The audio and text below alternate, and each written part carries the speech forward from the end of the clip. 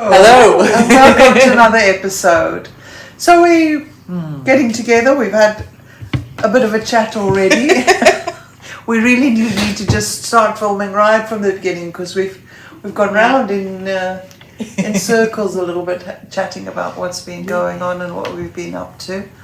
For an hour and a half. Before we decided to put the video on. So yeah. So just a quick catch up with you, Ruby. You've been running some workshops and some courses. Yeah, it looked lovely. So I did on Sunday. It was Unleash Your Wild Creative Woman, and it was really lovely. I had 4 ladies, and I was trying to teach them how to see with artist eyes rather than normal eyes. And we did all senses in the morning, and then it was inner child work in the afternoon. It was really nice. And then off the back of that, I've moved the living room into the front room and my office space into the back room. Wow. So now we've got the front room is the living room and my art space. Right. And then the back room is just office equipment, computer, printer, all that kind of stuff. Okay. It feels lovely. Really? It feels so nice. Yeah, like I've got my cosy space back. Yeah. I'm interested to see that next time we film at yours. Yeah, it's so much nicer. It's funny how at this time of year you do start wanting to. It's that nesting time for getting ready for hibernation and winter because we know we're going to be indoors. So even here, I've been painting the outside because it looks. So I've been painting the outside, but I've been looking at the inside space and going, right, I'm going to bring that colour all the way around there, so the deeper colour in. I'm getting rid of all the mauve and the pastels, going with the deeper colours. And nice. I want to create, so behind us has always been really open. I'm going to take the crates from the window out and then make more furniture, bigger furniture here, more shelvy things. Oh, interesting. So I'm also wanting to create space and at home as well. I'm just constantly sorting. It's that time, isn't it? But where we know that winter's coming and you want somewhere to hunker down almost.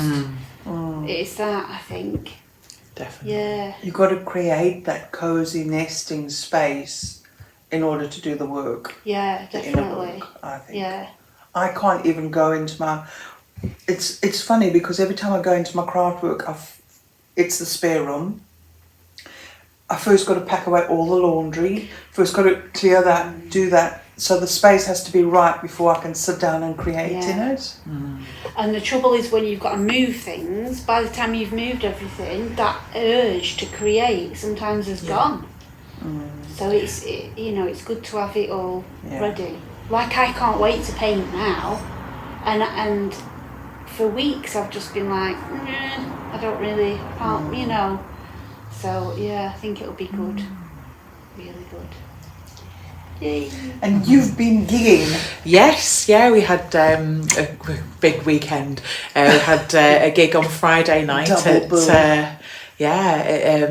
at Fell Footwood, my happy place, and that was for a new little kind of creative festival that he's been doing, which is like a folk horror theme, but the thing is it's like with a bit of a sense of humour as well, so you kind of go with an open mind and a, and a sense of humour and you're fine.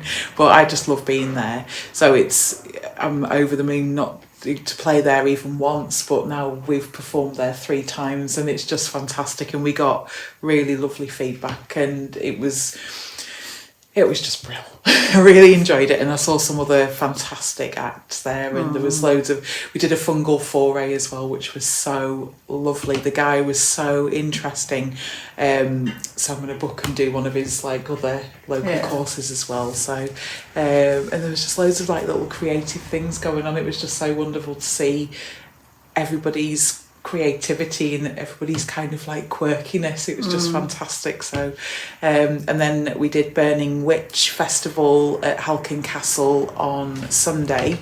So of course, it tipped it down. Yeah, torrential. Absolutely tipped it down, and unfortunately our stage that we were due and ready to go on was closed for safety reasons, quite rightly. So then we had to merge onto the other stage and kind of find a way in between the other acts and things like that as well, but we got to perform just as the sun was going down. So and yeah, that was the crowd of people that stayed and watched us, bless them.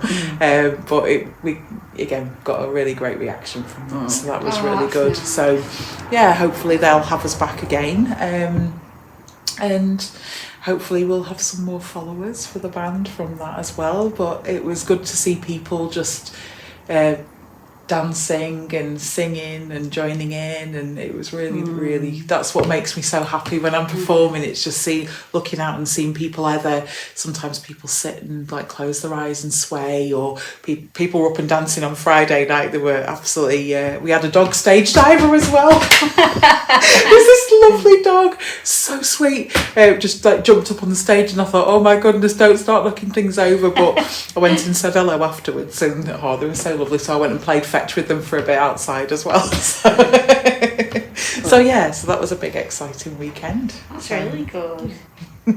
And how's the pottery going? Because I'm sure you all want to know about the pottery. Yes, I want to know. Slowly, it's taken a bit of a slow down while like things have been happening at weekends. So, and I was saying before that I've got sanding to do, so much sanding. But once that's done, then things will start moving. So yeah. I watch another YouTube channel called Bobby Duke Arts, and he has a song about sanding, and it's so funny. So do look up Bobby Duke and his sanding song, because that's how I feel. We'll have to put that in the... Yes, so it's something me and the kids regularly laugh about, but yeah, at the moment sanding is no joke. It's just so messy. So after I got it all clean and lovely, then I've just covered everything with a thick coating of yellow dust that's just everywhere. So I might not sand my chairs, they might not get sanded, I might just do the absolute basics, but I'm very happy with what I've done. Just got to finish off, it's the complicated leg bits now, so I can't just set to it with my machine, I've got to do a bit by hand, so at least it won't be massive clouds of sanding dust. But hopefully I'll get a bit more progress this weekend.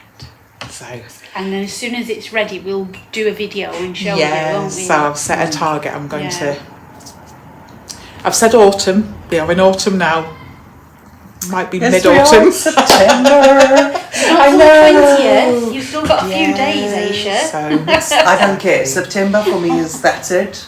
I'm allowed. I know. I'm like, this is autumn.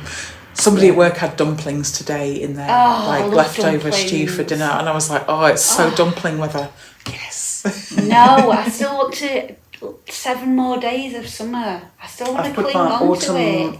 I got a nice new duvet set for autumn, and it's got like the sort of the red mushrooms on it, and with badgers and hedgehogs and things, and I'm like, I'm putting it on, I don't care. No. I'm just putting it on. I love it. Nice. I saw a lovely set at Dunelm Mill. Not Dunelm. I bought it at Dunelm. No, it wasn't. It was just a little cheapy set, but it looks gorgeous. Does it? Yeah. No, it was a range I was at, and it was on display, but they'd sold out. And that was like that. It had the mushrooms and stuff on it. So that's they've got lots of lovely stuff. Yeah, they've got lots of lovely stuff. People are just absolutely loving the mushroomy vibe at the minute, and the sort of foresty vibe. Yeah, definitely. That's what I've got to do. I've got to finish my autumn zines. That's what I think I want to do in here, is do that deep green and then do something gold on top of it, but I'm not sure what. Yeah, that'd be nice. Leaves would be nice. Maybe get some leaves and do some printed gold leaves or something. I don't know. Yeah. That wall used to be white with like a leaf skeleton print on it. But and then you had a frieze on the wall, didn't you, as well, like some words. I just change it all the time. Yeah. I'm like that. I used to change everything around like every 6 months, and cycle. Gone longer than that now. Everything. Yeah. I think this is just time to create your space. Time to. I don't know. I love autumn. And I've been cooking for my. I know I'm cooking for my sacral chakra at the moment. What does that entail? So, my granny passed. Yes. And she would have been 98 on Sunday, and Sunday was National Grandmothers and Grandparents Day. Sunday just gone. She would have been 98, yeah, but she passed in just 2 weeks before. Yeah. So I've been sort of a bit in that process of reflection and things. So I've been doing a lot of sacral chakra cooking. So lots of root vegetables, lots of orange and reds and that. So today I have made a lovely curry, a seafood curry. I don't know why seafood, but that's what I felt like making. And I've made a butternut and sweet potato soup Oh, butternut and sweet potato. with parsnips. Oh, I hate parsnips. I love parsnips. They taste like perfume. So I've been doing that kind of nourishing cooking Yeah. because I think that's what I need. Butternut squash, sweet potato and cinnamon. That's what I like. Nutmeg's nice in it Not as well. that, bloody Yeah, love nutmeg. nutmeg. cinnamon and nutmeg, Ah. gorgeous. Yeah, it just feels like our matriarch has gone. Yeah, I bet. I Yeah. know she's an important influence. Yeah. So yeah, I just feeling a bit Yeah. Yeah. without a compass, in a way. I'm just processing it really slowly. The night she died, I drummed well into the night, just drummed and vocalised different things, which was nice, and had a fire and that. But yeah, it's a weird feeling, because she's always been there, 98. Yeah. So yeah, sad. And that's probably why. But wonderful at the same time. You can't get into things because you're on that grieving process, aren't you? Yeah. And it's not linear, So I'm is it? starting something, like I'll start painting and then I'll go, yeah. Yeah. Started sewing today. Yeah. Yeah. So I've just got to do what I do slowly. Probably do more drumming. Yeah, to shift it. Yeah. Yeah. Well, that was interesting. Anyway, so yeah, it was Grandparents' Day on the Sunday. This Sunday now. So that was my last grandparent. Yeah. So yeah, interesting. It's got to be really unusual as well, because with you being the age that you are and she's been there all your life, that's got to be really different, because my last grandparent died when I was 12. Yeah. So it's like, it's a completely different thing, isn't it? That you've grown up with her. I'm about to become a grandparent. Yeah, completely different. So yeah, just a process. Yeah. Do you But it have doesn't make it grandparents still, Alicia? Yeah, my grandparents, my last grandparent passed when I was like, gosh, it's been in my late 20s, I think. Yeah, so, but I lived away for quite some time as well, so like you, not living within close proximity as well, so. Yeah. I think that also, that there's no funeral to go to, there's no nothing, so what do I do? And it took me quite a while. I've written a little poem about her, or to her basically, and done the drumming and that sort of thing. Yeah, because she And lived that in New Zealand. Yeah, Yeah. that was quite funny, because I was sitting in the greenhouse space, because she was the one that taught me biodynamic farming and all sorts of things about my garden. She had a passion for gardens as well, And so decided to just drum in the greenhouse. And I was just drumming and vocalising different sounds coming out, different chants and things. And then I started to get a bit tired. And as I stopped, it was quite weird. This moth flew around the greenhouse. I was like, oh, grandmother moth. That's like a revival. Yeah, and I thought of grandmother moth, and I was like, oh, that's lovely. Yeah, it is lovely. Yeah, so interesting. Oh, and then I had a wee on the lemon tree because that's what she always used to tell me, and I felt complete. Like I, Yeah. Yes. Yeah. Shared your phosphorus with the lemon tree. Yeah. Correct. yeah. So yeah. So it's all about cycles and the beauty and the grace of a life and the cycle of that and all the little things that were affected and so on in there.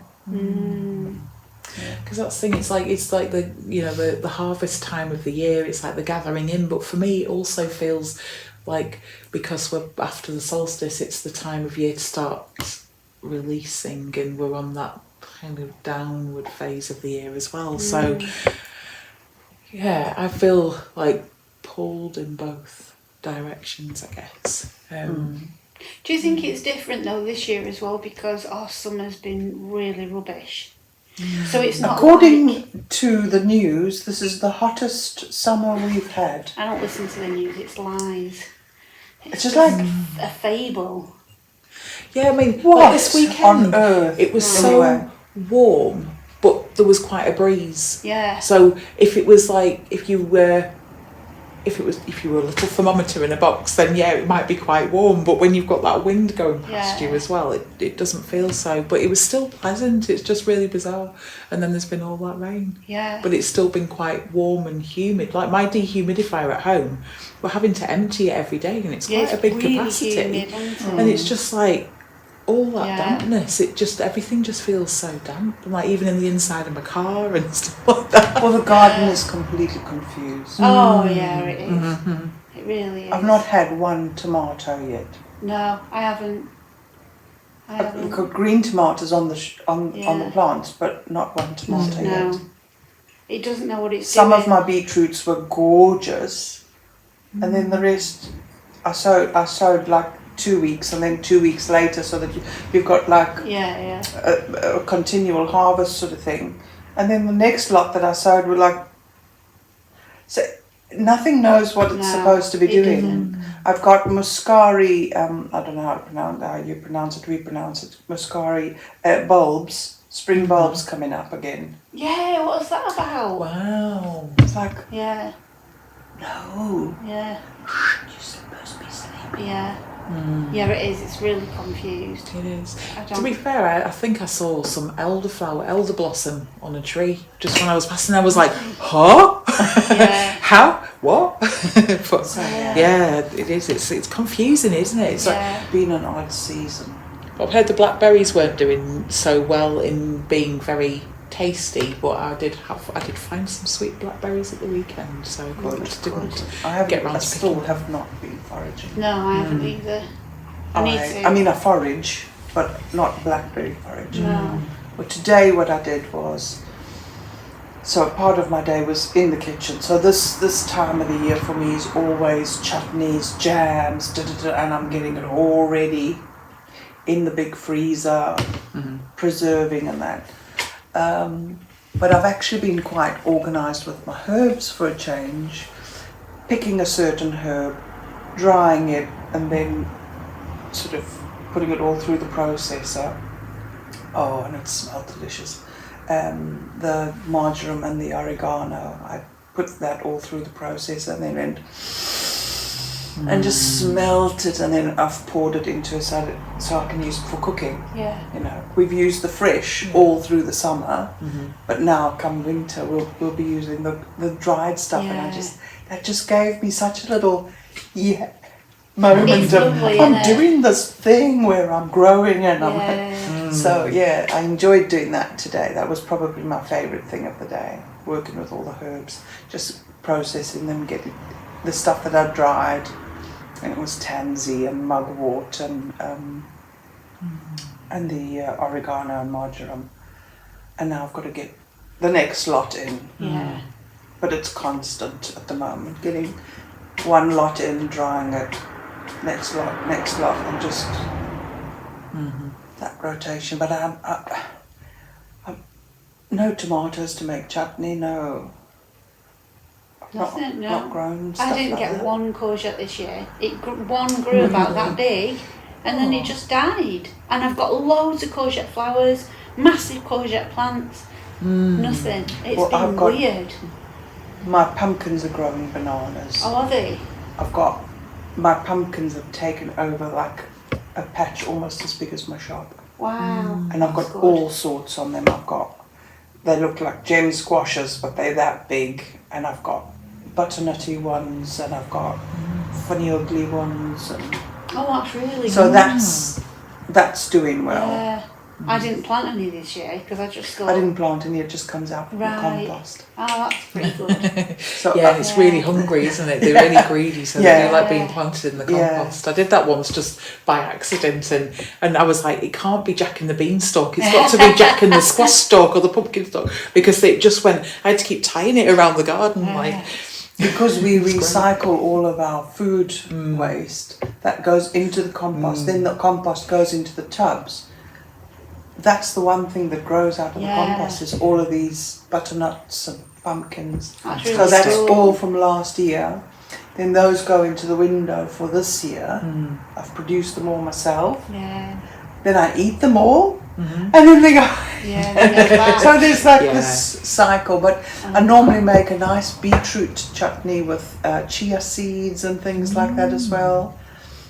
Nothing this year. I just don't have enough produce because I normally make wads of it. Yeah. Because I've still got chutney from last year. And everyone gets chutney at Christmas. I do a festive chutney. And this year I've actually not got stuff to make a chutney with. No, it's been hard. And for me, I won't go out and buy stuff to make a chutney. Yeah. Not the same. No.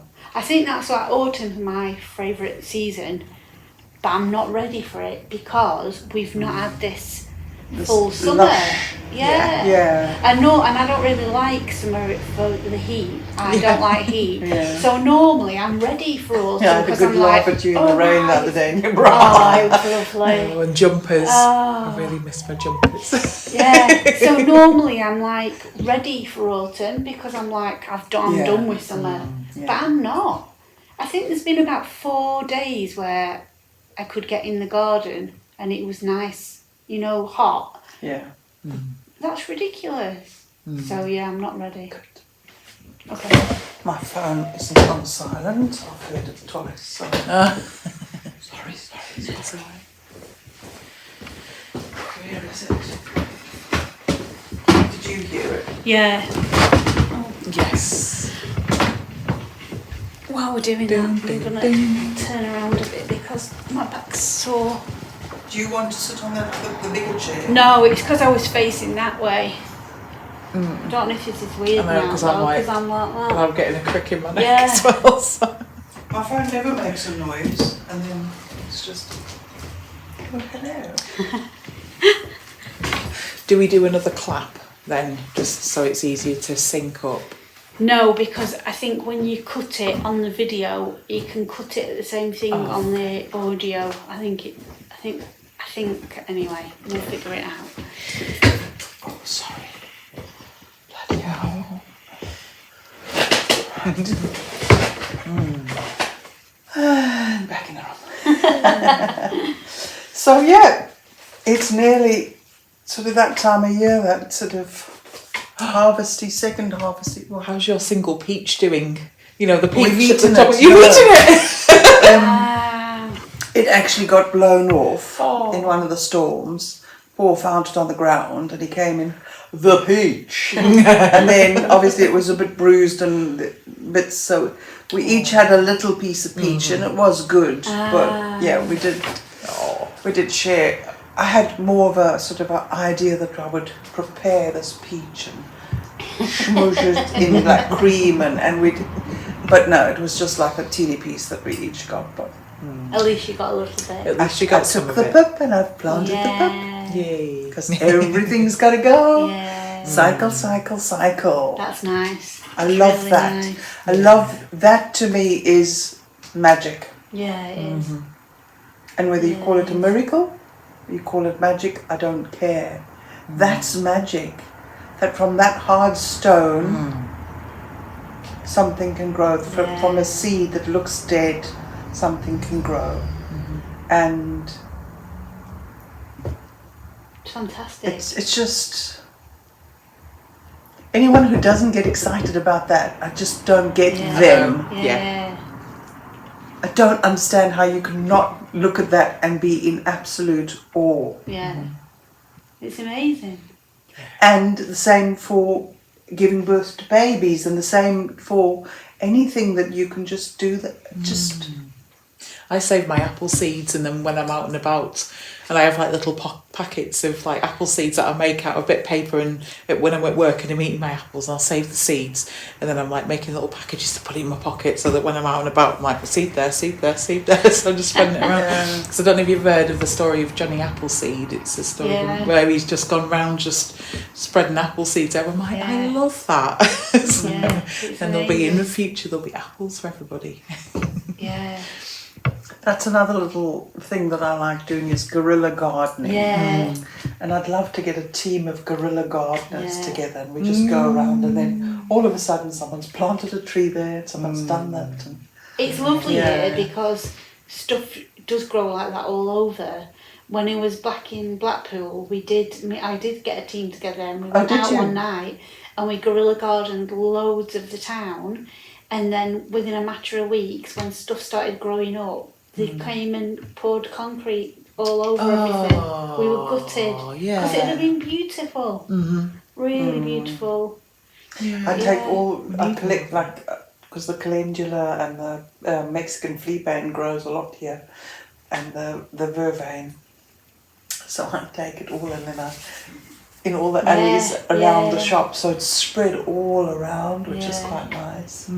I love up where I live. There's loads of wheat growing all up the street because the birds must drop it, I think. And it's just, and the first year I was here, I was like, why is the wheat in the streets? This is weird. Street wheat. And it's so funny. And it's the pigeons. Because in our garden, when he's pecking, he chucks stuff out. And then we've got loads of wheat growing now as well. It's lovely. I love it. Maybe we need to get a guerrilla gardener team. I want to do that little triangle up there. There's another triangle as well. Well, it's not a triangle, it's a weird shape. Near the cathedral, there's an area there, there's like one lone bench. And then there's just nothing. And it's really ugly. Let's do that. That'd be cool. Go and do a guerrilla garden. I feel like I've got lots of stuff we can. Even just like shoving like some pumpkin seeds. Whatever. There's a guy I see on Facebook, he's called the Phantom Planter, and he wears that V for Vendetta mask, but he's got a really interesting story, but what he does now is he goes round phantom planting trees, and he also says that one thing to make sure that they don't get chopped down is to put a memorial plaque by it, so people think, oh, that's been put there for a reason. But he also has recruited people, and he calls them things like paramilitaries and leaf tenants and things like that. So he has all these people who also go around planting trees, and because he thinks everybody, should have access to fruit and out in the, so he encourages people, and he does it like he's all the money he gets he spends it on planting trees and encouraging people to do the same. And that's amazing. but he has got a really interesting backstory as well, but I won't go into it here. But you talk about everyone should have access, that's great. So on the ridge, which is just in that area up that way, they've got raspberry canes, they've planted apples, pears, plums, possibly something else as well. And half of them have been just vandalised. Oh.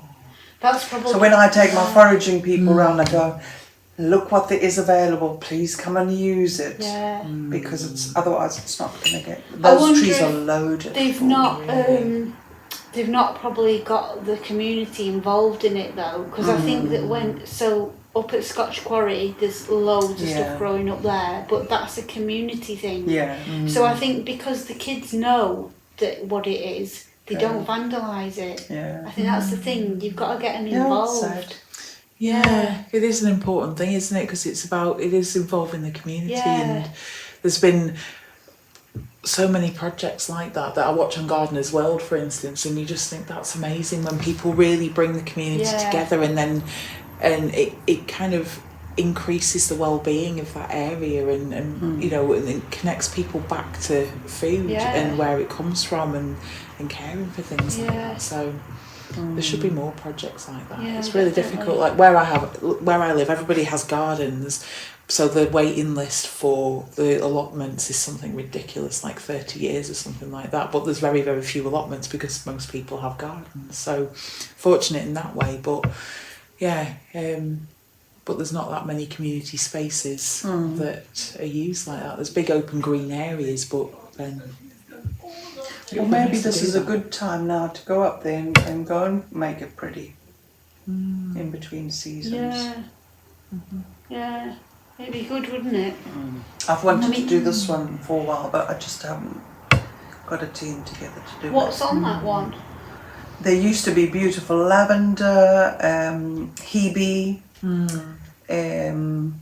lavender, hebe, some other bits and pieces, sort of shrubs. And then the trees all around it, but everything's very overgrown. The lavender's all died because it was too shady. Everything's just really overgrown. And I thought if we cut it back really well, so in a healthy way, put some back boxes and insect houses and things in there, and then do some nice planting, but more woodland planting, native planting. Things like foxgloves and things that will self-seed as well. You should go knocking on the doors. Well, there are a few people who've already said they'll help when I'm ready. But it's just getting a team together. Because that's the thing, if people around the area are involved in it, they'll keep their eye out for it, won't they, and look after it. Then. Yeah, and it's making their area that they live in just a little bit nicer, isn't it? Definitely. Yeah. I need to cut everything back in our yard soon. Not yet. I'm waiting. But it's become that white. I mean, everything's in pots. I can't believe it. The elderberry tree's massive. It's huge. It's just in a pot. When we move house, I'm going to have to cut it right back to move the pot. I had to have a van I had over 200 pots when I moved from my previous property. And I had to, because you can't stack them one on top of the other, so I had to do 2 runs with just the pots. Yeah, it's crazy. But everything's like grown massive, and it all needs cutting back ready now, because you can't even see what's behind it because there's just stuff everywhere. So I'm actually looking forward to that when it's cooler and everything's calmed down and stopped flowering, and getting it ready, you know, preparing it. Yeah. But I've noticed a lot of differences. So for instance, my tansy gets a lot of aphids, but I always know that the ladybirds are coming, so I don't spray or anything. But I've hardly noticed any ladybirds over the summer. They're only coming out now. I've noticed ladybirds in the last week, and I'm like, where have you been all summer to eat the aphids? Because my roses were like bad, and the tansy seems to get it. I don't know why, on the flower head. I'm like, where have you been all summer? That's interesting, because there was loads of ladybirds in our garden in summer. I've only had ladybirds now this last week, and 2 ladybird, you know, the larvae, I don't know if there's a special name for that. 2 of those, and I was like, weren't you supposed to be here earlier? Yeah, that's funny, isn't it? I found it's just been too wet for them. Yeah, very wet. I think so. We had tons though in our garden because we were Then surprised. I worried maybe I cleared my garden too early. I think it depends on what area it is. What's that noise? It's just the cauldron bubbling. Oh, I thought there was a leak. I was like, why is the leak just Yeah, started yeah. now? You'll see it start bubbling in the window. It's a little cauldron with a demister. Oh, right. Is it on a timer? Yeah. Oh. And then there's mushroom lights in the front is as well. there? They light up, yeah. Oh, I just panicked. I was like, I know. what's going on? So this is I'll just show you quickly, that's my mother image that I created on AI, yes. It was great fun. But the message on the back of the postcard, I've had them printed because I just thought it was time to start doing something with all the stuff I write. I did a journey where we journeyed to the crone, we journeyed to the mother, we journeyed to the maiden. And because I do that automatic writing stuff, as I sat with that, and this is just the message that came to me from the mother, which I thought was quite nice. I thought maybe I'll read it. So a message from the mother. I am well. I have achieved success on my path. People gather around me for nurturing and support. I am blessed with the energy to nurture and nourish those in need. The sun shines down upon me and radiates out into the world. I guide and instruct. I challenge when needed. I am the mother of all. Great mother, teacher, healer, friend.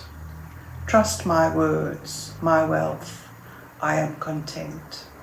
Be still, trust, and enjoy the heart healing. That's nice. So, yeah.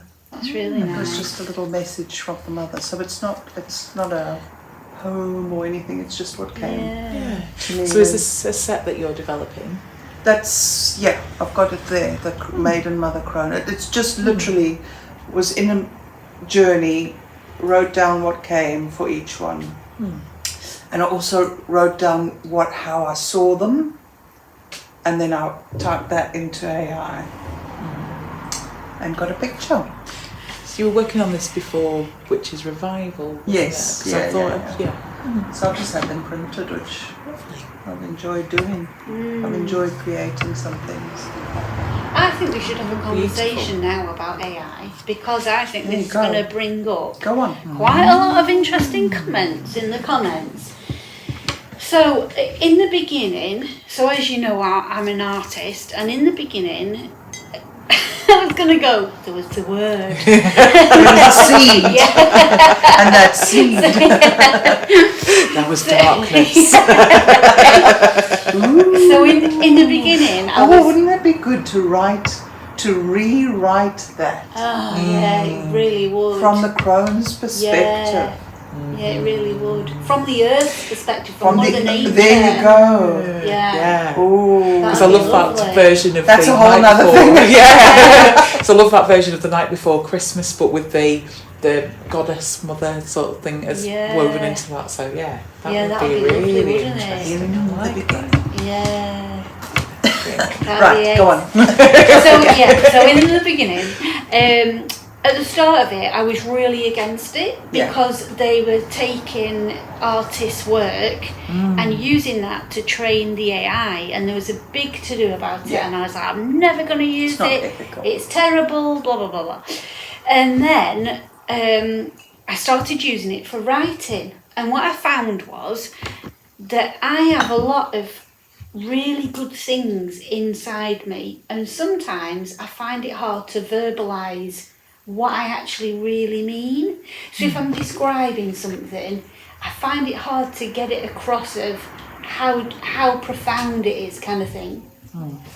So I started asking it different questions and stuff, and it was really interesting. I was like, ooh, and it was saying things, and I'm like, oh, that's what I wanted to say, but I didn't know how to verbalise it. And then I ended up getting a freelance job, working for an AI company. And on that, you was training AI to not be human, not make lies up, because it was making up all sorts of ridiculous things that you'd read and think was true and it isn't. to be truthful and diverse. So there was lots of images, and you had to show it that if it, say like you said, when you say it, what is it? Because I'm really artificial intelligence. Yeah, no, I know So artificial, but if you're showing it something, what is the it that you're showing? So is it just a screen? It's a computer. Yeah, so it's just Okay. a screen. So it's like a computer-generated artificial intelligence that you're interacting with. Mm. So if you put in, That show wasn't me a trunk, by the four. way. It was my show me 4 pictures of a sportswoman, and it come out, and all the sportswomen were young and white. You'd mark it down and say, that's not diverse, it's not age diverse, it's not racially diverse, it's not this, that and the other. And you had to train it what it was. Now, on a lot of AI, it can't do hands, and eyes are weird, and it can't do toes either. And there's a lot of... Is that because it hasn't been trained to do that? It hasn't, yeah, but it struggles, and it struggles with things like adding up. It struggles with things, but it can't write poetry unless it's a rhyme. It can't do it. And no matter how many times you say, no, that's incorrect because that's rhyming, we don't want rhyming, it's this, it can't do it. There's loads of things that it can't do. Oh, I didn't know that. Yeah, and there's certain words that it uses repetitively. So you were saying that the other night. It, yeah. So what was that word that you were saying it uses? Embarked. It's everything. It says embarked all the time. And what's the word? Transcend, transmute. Transcend. Transcend's another word. It does a lot. So I saw it from a completely different. I saw it from the inside of its limitations and where, and there was not just me. There was thousands of people doing the training bit. So in the beginning, it was bad because it was taking people's images to learn. But then since then, they've stopped doing that. They don't need to do that anymore because it's already learnt. And then there's like thousands of people that have been training it to act like an AI. Because back in the beginning, I used to love it because you'd say something to it and it'd go, all right, friend, have a lovely day. But it's not allowed to say that anymore. It can't say anything where you think it was a human. So now it's very robotic. And but I always say please and thank you in case it takes over and like it remembers our time. Skynet. So I always like, oh, thank you. That's great. But when people are arguing, you've had people argue with you that you haven't created something because it's AI generated. Yeah, but the difference with it is if it was a person that wasn't creative, they could type in, I don't know, create me a green mug. And it had come up with a generic green mug. Yeah.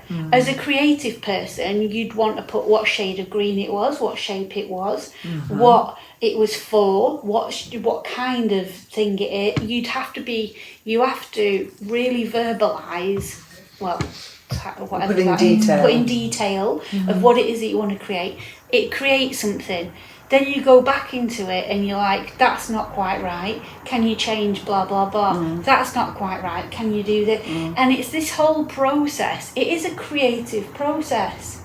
And then with stuff that I've used with my own work, I then transfer it to my iPad on Procreate and I use my pen on Procreate digitally. And I'll add things, I'll take things away, I change things, all that kind of stuff. So it's not just make me a whatever and then you've got that thing. People can do that, but it's a bit naff. There's no creativity in it. So for instance, the three of us were sat in front of a computer now, and the brief was to create a witch. No three of our pictures would be the same because of what we personally put in. But But if we all just put in "create me a witch," it'd churn out the same stuff. But we're not going to put that in because we've all got different opinions about what a witch. Our perception of what a witch is, and it's in that detail that you describe it becomes unique, a unique image. Yeah, and because we've been creating images. And nothing that you've created looks anything like what I've created. No, because you use certain words and you change it and then you add to it and you take away from it. And then I've worked on Canva exactly. to put other things into things and that. You change it and you add to it. To me, it's just like if you get inspiration from... You go to an art gallery, for example, and you see loads of different art paintings, and you're like, oh, I love the colour on that. Oh, that image is really interesting. And you'll be sketching it, and you'll take a bit of that, and you'll take a bit of that. Or Pinterest. You've got loads of boards on Pinterest. Oh, I love that. I love this. I love it, you know. And then you put it all together, and you combine it all. You've created something unique. You've created something. There's when we was at uni I did a fine art degree at uni, there was a thing, and it was I can't remember the guy's name. He photographed things, and one of the famous ones was a Marlboro packet, a cigarette packet, and a man on a horse, a cowboy. And it was when the question was, when is an artist stealing art? Because it's been done so many times before. When is it coming from an original idea? When do you get that original idea? There's no original ideas anymore. But everybody can create something completely different. So you think that what you're creating is original. In some essence, it is. But the grand scheme of things, it isn't, because we're influenced by everything we see, everything we hear, our life experiences. The same thing has happened in music. Now, you might know more about this, but I heard that sometime in the 70s, basically every type of musical thing had been used up. And now everything is just... a regurgitation of or a remix of something. So I can't remember how it goes because that's not how my brain works. I remember, and I can't remember what the word is for it. But the melody, was it the melody? Something like that. I think it is, it was either the 60s or the 70s, so by a certain year in music, everything had been done. And now it's just recreations of variations of. And I get that. So if it happens in music, it happens in art. How many times have you taken a picture of the sunset? You know? And how many people in the world are taking a picture of that sunset at that moment? I mean, this is something that I was thinking about, and it's something I've often pondered, is that there are so many words, there are only so many words, and there are only so many notes. So surely, why is there, how can new songs be made? But that happens all the time, and there'll be some songs that you think, oh, that really reminds me of, or that, but it will be there was an artist I saw at the weekend, and we were listening to the CD on the way home, and we were going, oh yeah, this is really like Joy Division, Talking Heads, there's a little bit of Bowie in there, but this person may have listened to all of those influences, absorbed them all, and then they've come out with something that's theirs, because it was very much... You can because of assimilation and osmosis and all those, and it's synthesis. So the word I've heard is with all of that is synthesis, and that creativity is fed by knowledge, and you need that knowledge in, and then you as a unique individual with all your experiences and history and your unique perspective on the world, you can bring all those influences in, and then come out with something that is uniquely you.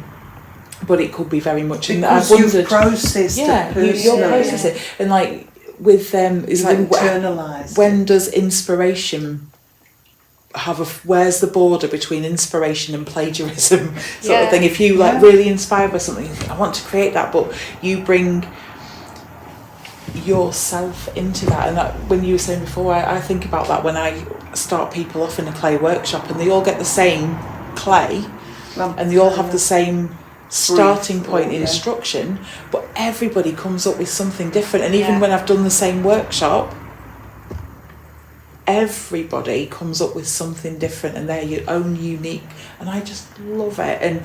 But yeah, I'm fascinated by AI and that kind of thing, and I think I had a little bit of a think a while ago, and I was thinking like, we are the internet, because it's basically, the internet is just a connection between people putting information in. We are the internet, and AI is kind of along that, because it's been, we are the weavers, we are the web. So you're going to start saying we are the world. No, we are the weavers, we are the web. Yeah, that's one of my favourite songs that we do. But so the AI is trained by people, so, and it's looking at things that have been made by people. So it's just kind of an extra tool. That's how I look at it. It is a tool to do that. So. And I think the thing is, it can be. You haven't gone and photocopied someone else's thing and gone, this is mine. Yeah. And you have created it with your words and your thoughts. Exactly what Aisha said before. You take all that inspiration in, and then you do vocabularize it and put it out. And I think AI can be used really detrimentally, and it could be a terribly bad thing in the wrong hands. I think it really could. If we're getting into things like digital money and social credits, I think it's terrible. Don't ever want to go there in that way. But in the right hands, it can be used for something beautiful. And that doesn't take away me from actually getting a canvas and painting and making. I've still got that. I can still do that. I can still be. It is just like a different tool. And it just accelerates things, doesn't it? Because like where it might take you months, possibly years to do a painting, or to even get to that point and gather all that information to create that thing, and there'll be loads of sketchbooks and things like that. It's just a way to kind of facilitate that and make it that little bit faster, but bring it a bit more quickly to life, and then you can move on and come up with more ideas rather than just being on that one thing for years and years. And it might still be amazing, but it is interesting. I do like using it like that, almost like it's a sketchbook, because you can input different things to it and it comes up with different images. And I've got to say, you could have 100 images that it creates, and there's only maybe one or two that's actually decent, that fits into what your ideas are. It doesn't just give you I mean, there are better AI things, models that create amazing stuff, but I've not used any of them. I've just used the generic ones. And I like that. I like the idea of using it almost like a sketchbook, and it'll create an image and then I print that off, and then I can think, I can use a bit of that in my painting, or I like the layout of that shape, and so, and I know this is a really diverse thing where it's going to cause a lot of issues. So if you do comment in the comments, just be kind. We want to hear your opinion. Everyone has an opinion, absolutely. And every opinion is valid. But absolutely. Just be kind with your words. There's no need to be horrible about it. Rude, just plain rude sometimes. People can be just plain rude if they want to. Well, it can be quite upsetting and emotive, and like you say, was divisive the word you divisive? Because it does it really. And there's been times I've watched things about AI, and I get this feeling of the apocalypse and Terminator and Skynet, and I'm like, oh my goodness, where it's all going to go wrong. And then I see things that AI's created, and I'm like, what a fantastic idea. I think somebody had shared a bathroom that had, and I was like, wow. And then I was like, oh yeah, that's AI. But wow, it's come up with this amazing bathroom that you wouldn't think of in your wildest dreams. And I think it's almost a tool to really bring out your absolute imagination, and to sometimes when I see AI, like you said with the rhyming, it can't do that. It can only do rhyming, but it can't do the other creative bits. But forgotten where I was going with this. But no, it's like where it comes out with something and you think, oh God, yeah, where you said that it's something you couldn't have even thought of, and it came out with that, and you're like, oh, because I struggled with words, as I've just demonstrated, and when it vocalises or verbalises something or puts into words what you got inside, but it's like getting that out, and then you're like, oh, it's there. Yeah, it's a really beautiful moment to read something that you've wanted to say and you just can't say it in that way. And you read it and you're like, wow, that's what I'd be able to say if I could say it. Do you know what I mean? And yeah, I think it is very what's that word? Divisive. Divisive, yeah, definitely. What I don't like about it is when people put images on of, say, like a baby blue tit or something, and they're like, oh, look at how cute this baby blue tit is, and it's AI, and so many people think it's real, and it isn't real. You should make it clear that it is. When it's been made to look so real. There's been so many people, I've forgotten, I keep seeing things like this on Facebook where somebody shows an amazing picture and then people are like, oh wow, and then somebody's like AI, and you're like, oh yeah, maybe, and it starts to distort what's real. Or they presenting something as their own, and it's There was a baby peacocks, that was a massive one, and they were all like spotty and stuff in this thing, and baby peacocks don't look like that. But it'd been shared hundreds of thousands of times, and people were like, oh my God, I've never seen a baby peacock, and it's like, that's because it's not real, that's AI. Do you know? So I feel that's a bit mean. They should have put, this is an AI image of what a baby peacock could look like. You know, in my imagination, because it kind of feeds into the fact we're in a post-truth society where there is no truth. It's all perspective, and it's all I don't know. It's just one of those like Black Mirror moments, isn't it, where you're not really sure what's real, and then you've got to have that critical thinking behind you to go, is it? And have enough knowledge of an experience in the real world to realise what's real and not. Everything. Like, do that with everything. Every book you read is just one person's perspective. They've taken all their experiences, or that, I like that word you used, you have to have knowledge. They've taken all of that, and then they've put something forward. That's their truth, their perspective. So you should do that with everything. Everything you watch on television, everything you read in a newspaper. That's just, it doesn't mean it's true. Without going down that rabbit hole. You know, it's like people who watch the news. I don't watch the news, and you can have an opinion on that or not. I don't watch the news either. Watch the news. I'll be. I'll read the newspapers. It's a load of rubbish. It's a load of lies. It's just one person reading something they've been given to read. It's no different to any other program on TV. Just because it's on the news, just because it's on Facebook, just because it's on a screen or in print, does not mean it holds any truth or any validation. You've got to literally analyze everything. So it's the same with AI. It's another thing, it's another tool, and it's another thing out there, but use it wisely. Look at it with curiosity, or with questioning, or whatever. You know, I don't know what the right word is, but what I want to say is just don't be dumb. Don't be. Don't just accept. Don't just accept. Don't just you know. And but then sometimes it's nice just to go, oh, isn't that lovely? And you it don't is. need to then take it out. I don't know. It's bizarre. I think it depends how important it is. So if it's a room a mushroom room, you can go, that's really lovely, because it doesn't actually have any kind of impact on anything. Yeah.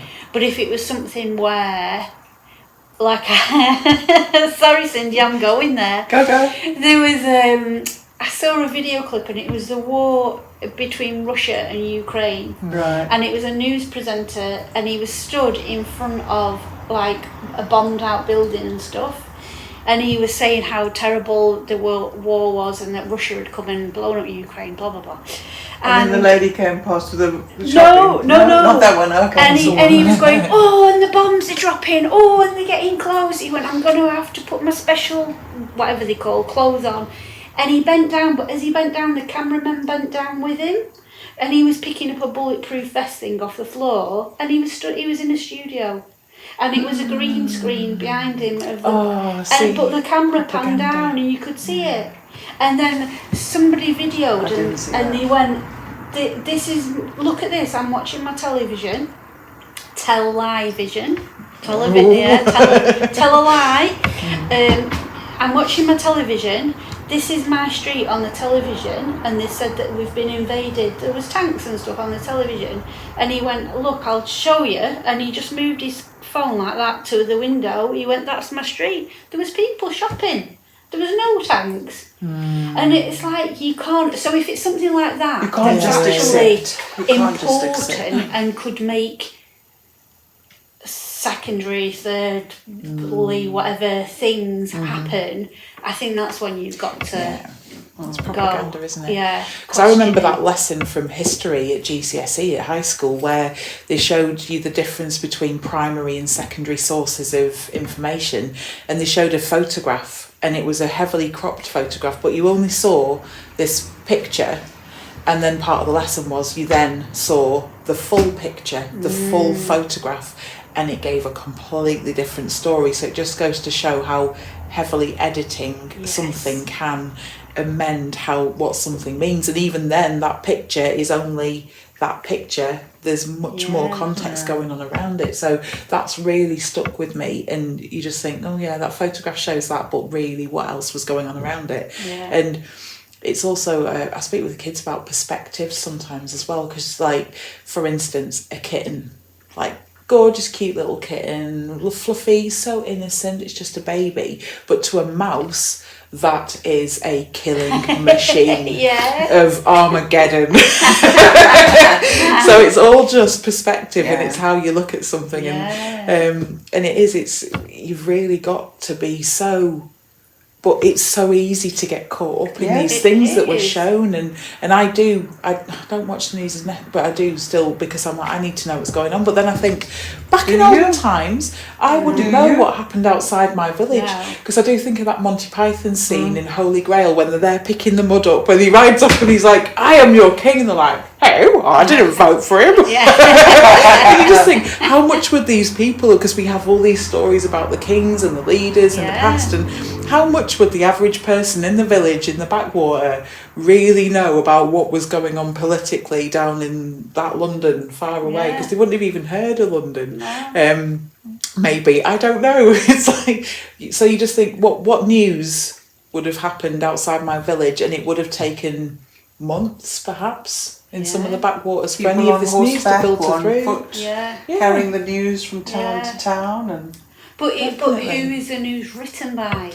Exactly. What are the stories they're telling? And then there's the bias of the person who's telling that and coming in and going, I want my tea tonight. So if I've got a really good story, I'm going to get some free beer and some free food and maybe a place to sleep. So better like egg this pudding up a bit more. Really. So. It's just, and it's none of it's true. I remember it was interesting because I'd forgotten about that in history. We did the same thing, but it had gone.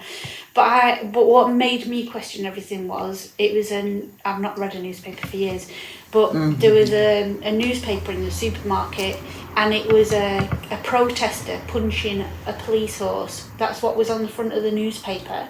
And then I watched the video clip, and it was from a different angle, and he wasn't punching the police horse, he was putting his arm up to stop the police horse, because the policeman was trampling him with this horse to block it, to stop him getting trampled. But at that minute, someone over here had taken a picture, and it looks like he was punching it. And you just think they're just telling you what they want you to believe. Yeah. To keep us in fear, because when you're in fear, you become ill. Mm-hmm. When you become ill, you go to the doctor, you get drugs. It's all goes back to the money. That's what it is. Don't watch the news, Aisha. I know, I will stop. Well, it is. I walk out to the lounge Yeah. if Paul's got the news on, because he does like the news, Oh, and that's his thing. It's always bad news, though, isn't it, as well? I might sit down for 2 seconds, and within a minute I'm out. I can't actually let it penetrate. No. I just can't. And people say, "Oh, you've got your head in the sand like an ostrich," and whatever. I don't need to be informed about what's happening in my world. Yeah. And if I keep my vibration, this is how I see it. If my vibration is a certain way, that extends to the people closest to me, and that extends outward. Yeah. Ripples. I'm not letting the ripple come in and affect me. I'm sending the ripples out. Yeah. And that's the way I want to be in the world. Yeah. I am an empath. If I try and do anything the other way around, I'd probably be sitting in the corner rocking. Yeah, exactly. Because I would feel it all completely. So, yes, I'm aware that there are wars currently happening. Yes, I feel for the people in the situations, but I can't energetically go out and it never sounds right when you say it, but I can't give energy to a war, because that's a negative. Yeah. I will give an energy to peace. And where does peace start? Peace starts with me. Yeah. So that's where I'm at with that kind of thing. But when I get invested in things like that and I sort of hear about stuff, I'm appalled. I'm appalled to be human. I think sometimes we're disgraceful beings, and I'd rather be with the plants than the animals. I look at it as If I could pick, Yeah. sometimes, and that's sad. That's really sad, and it saddens me so deeply to my core when I hear about the atrocities and the things like that. And it doesn't mean I'm ignoring them. I'd rather go and sit and chant for peace for an hour and let that ripple out. Yeah, I agree. It does skew your view of the world, because then you need that reminder of the inherent goodness of people, and you just need a reminder every now and again that there are more good people out there than the other.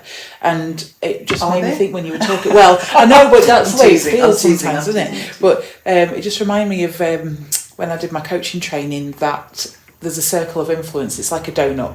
So you had to write a post-it note of all the things that worry you and are on your mind, and then you had this donut, and in the middle, in the hole, that's the things that you have direct influence over, and then the things on the outside are things that maybe you don't have, or you have minimal influence over. And it was just an exercise to try and separate what was what, and then you just focus in on the bit in the middle, the bit that you can directly influence, and it just helps you direct your energy in the right place. And the rest of it, you can feel sad about it, but don't let it affect you, because there's little you can do about it.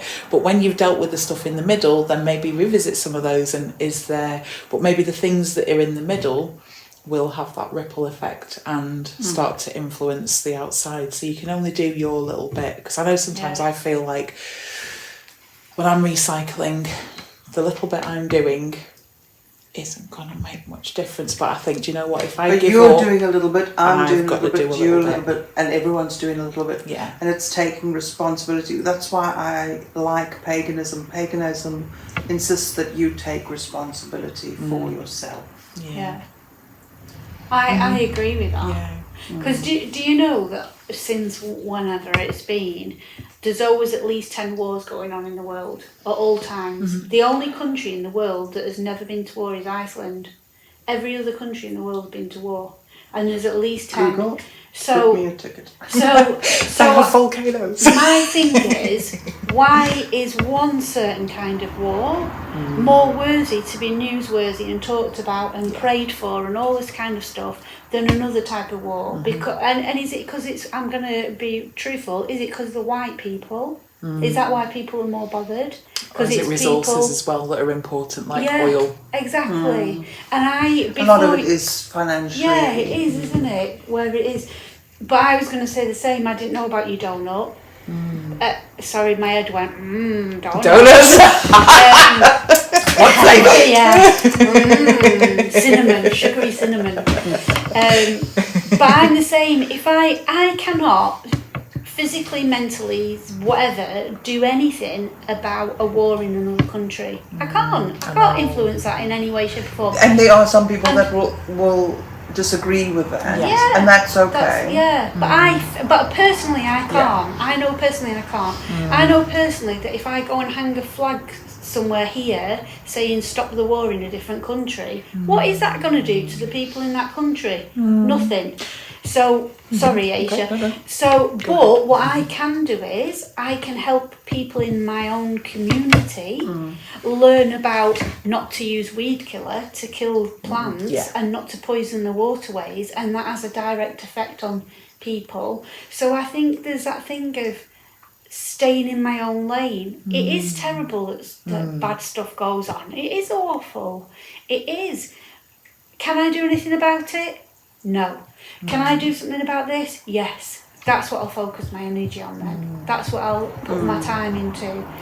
What's the point in me worrying about something over there that's got nothing to do with me that I can't do anything about? It's pointless. It's like making your own... We've only got a certain amount of energy, haven't we? It's not like it's just... It's a tricky one though, because... if everyone says we can't do anything about it, then nothing will be done. But there are people that can. Yeah, I'm absolutely. not a person that can. I'm a person that can influence how animals are treated, how people use natural remedies for themselves to be well. I can influence certain things. That's my things I can do. I cannot change what's going on in another country for that, whatever it is, in that way. Somebody else could do that. Somebody else could do that, and they can't do my bit. So I think that's the thing. If we all went, nobody can do anything about that, then nothing would get done. That's just, I don't want people to think that that's what we're saying, because we're not. We're not saying that at all. We're not just saying, well, we can't do anything. But you have zones of genius, don't you, in your own thing, and things that you feel passionately about, and that you can influence and help. And then other people over here will be able to influence and help and do something, because maybe they've got more resources than I have. Or maybe they've got more knowledge than I have. Maybe they know people that can get to people in higher up things than I have.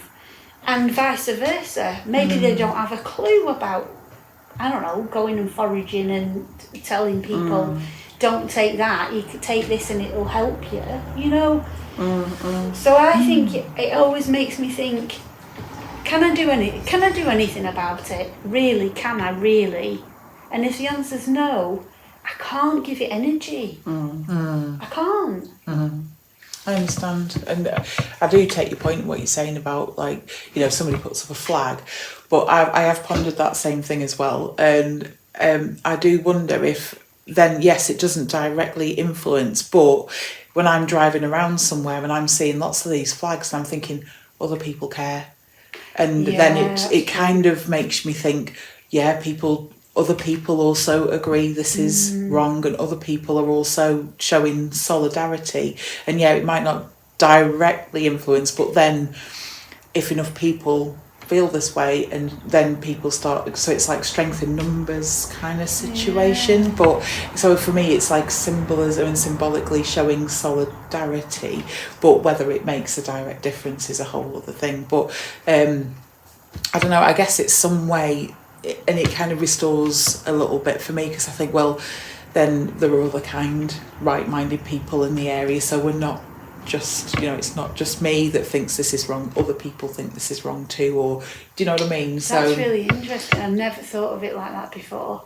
And I didn't link that together. I just thought of the bigger picture of it, thinking that doesn't do anything.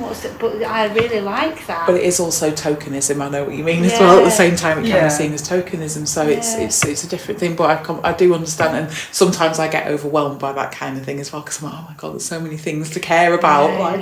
So sometimes I have to really think, no, I've got to wind it in and just do the little bits I can in my local area that directly influence things here, and then that effect will ripple out. It's so difficult though. And just to say, as we've said quite a few times before, these are just our own opinions. Like, I've got a completely different opinion to Cindy. Cindy's got a completely different opinion to Aisha. Or, we've got completely different opinions to you. This is just an opinion. So it's not like I'm saying, because I think that way, you have to think that way. No, think your own way. It's all perspectives, and take it as, but choose we kindness. We do never know where these conversations We've never talked about these things before, so it's always good. But it's interesting. But talking about it makes us grow. Because listening to other people's points of view and listening to other people's perspective helps you to define, to reevaluate, and creates tolerance, because you've just seen things through Aisha's eyes, and she's just seen things through your eyes. So it I think it's really, really important to talk about things, even when they make us uncomfortable, because I'm always cautious of upsetting anyone. I don't want anyone to be upset. Because I feel really deeply about certain things, and because I don't give energy, I choose not to give energy to them. People think, oh, she doesn't care, but it's sometimes because I care too much. And if I allow myself to care that much, I think I would literally sometimes just actually stop. And not be able to carry on. And so it's like everyone gives women advice, take care of yourself first, then you can take care of your family, and that's essentially what we're saying here. Make sure that you're at peace. If you're at peace, your nearest and dearest are at peace. If they're the ripple goes outward. I definitely think the ripple goes outward, and in whatever capacity that is, whether it is in a large capacity or just as an individual in an individual capacity. Yeah, definitely. So it's an interesting one. I do think it's important to listen to different opinions as well, and it's having that ability to have a mature think.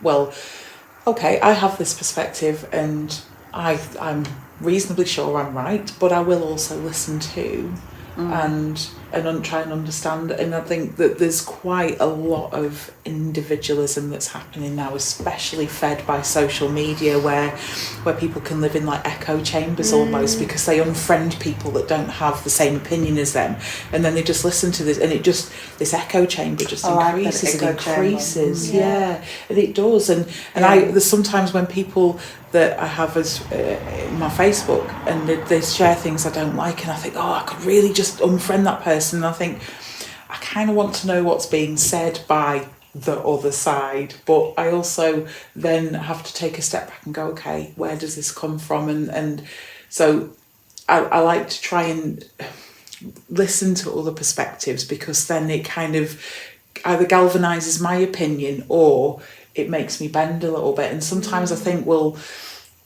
oh gosh, maybe I don't stand for anything, because I'm like, I can see your point. I can see your point. I'm not quite sure. I can see both sides. And then I think, well, if I don't stand for something, then I stand for nothing and I'm just a doormat. But then I think, well, okay, but I'm being flexible and open to changing opinion, and I don't know which is the best way to be sometimes because it's very confusing.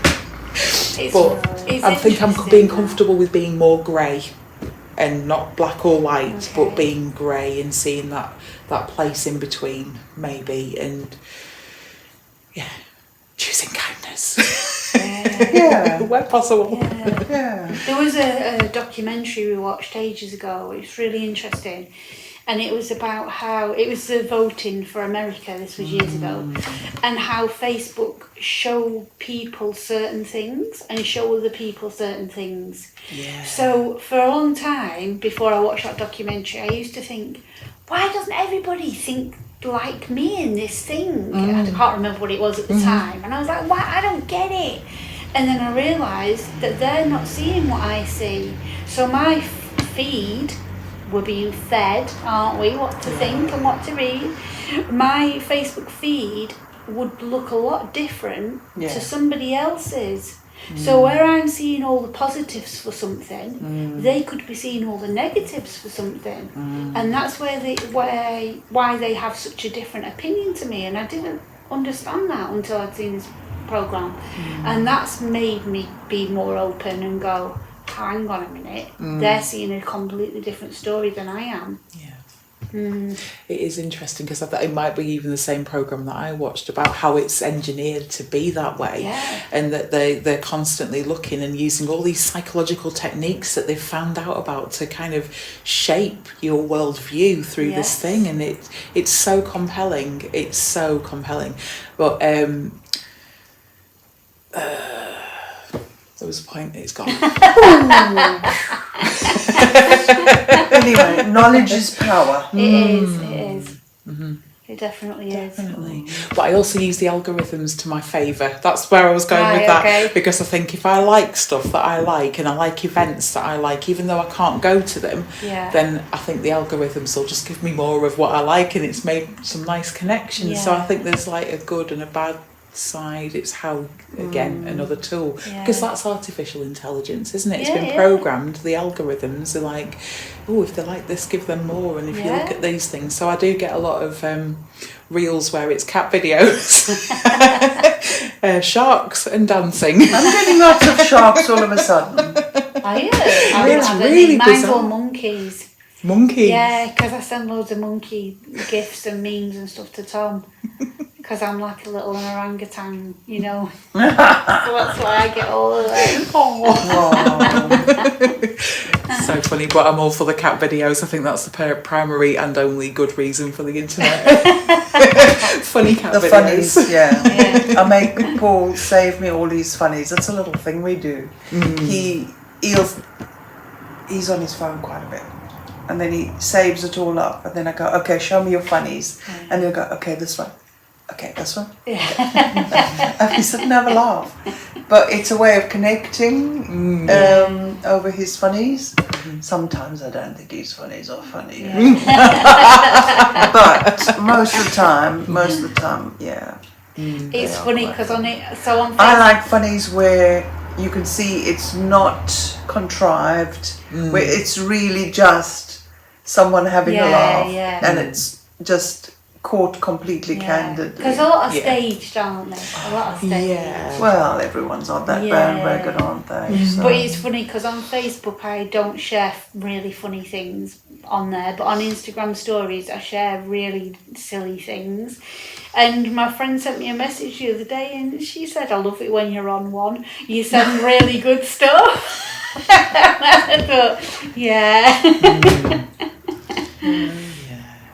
No, maybe should make a commitment to sharing more cat videos. Fill the world with laughter. Fill the world with joy. That's what we need. Spam everyone. We'd love. Well, I think that might be it. Come to a natural. We could keep going. We probably will. We could keep going. But I think we won't. That was lovely. Nice to catch up with you guys. Nice to catch up with you as well. Yes, nice to catch up with It's everybody. a little bit later than usual, but we are hoping to do a few more extras. Yeah. And yeah, start getting organised. Yeah. A little bit more organised. Yeah, now the busy summer. Now we're on Summer that. sort of More cosy quiet, chats and Yeah. And maybe you could say what you'd like us to talk about, or what Although you'd it's like never to see. guaranteed. No, it isn't. give us a I starting sat down and point. said, right, girls, it's all about the harvest. Oh, and talking about the harvest, gratitude for the harvest. Yes. Yeah, absolutely. Yes. Attitude of gratitude. Yeah. So, yeah. Lovely. Sorry, we went off on a right old tangent, didn't we, Cindy? We did. Don't say sorry. Away from the harvest. I think that's what makes it interesting, just wherever we go. Yeah. Yes, so we're coming up to the. Is it Mabon next Wednesday? Yeah, it's the 21st-ish. I'm not sure. Right, so the equinox. Yeah, isn't it? Yes, the equinox is coming up, and the equinox is all about balance. So find your balance, and to find our balance, we've almost got to go still, don't we? We've just got to go. Oh, where are we? Yeah. Settle. Find your balance. So I'm focusing at the moment on my root and sacral chakra food-wise. So I'm cooking orange and red and things like that. My chants are related to sacral chakra, and I'm doing lots of grounding. I'm even sort of doing like, just actions that are for doing grounding. sort of grounding. Mine's more up, a lot of galactic stuff, a lot of high energy movement, because I feel like I've been quite stagnant, really. So I've been through that. I know it doesn't fit in with the season, No, but I have felt like I've been like stagnant, and now I'm lifting that vibration, and lots of mind. You see, mine's been all mind stuff. Right. And Yeah. now I just, I need to settle and just come to ground, find my balance in it all and go, right, what am I gonna, where's the next step? There's so many things I want to do and get done, and that I just need to find the next step. I think I've been the same, like stagnant. It's just felt like wading through treacle with marshmallow shoes on. It's like can't get anywhere fast, and it's like. We've been talking about donuts. Yeah, I think I'm hungry. Treacle. I'm Hello, it's definitely tea time. Yeah. So yeah. on that note, can we say goodbye? Because I want some food. We shall. Thank you. Oh, our brews are through. Our buns buns are are numb. Until the next moon. See See you soon. Keep well, everyone.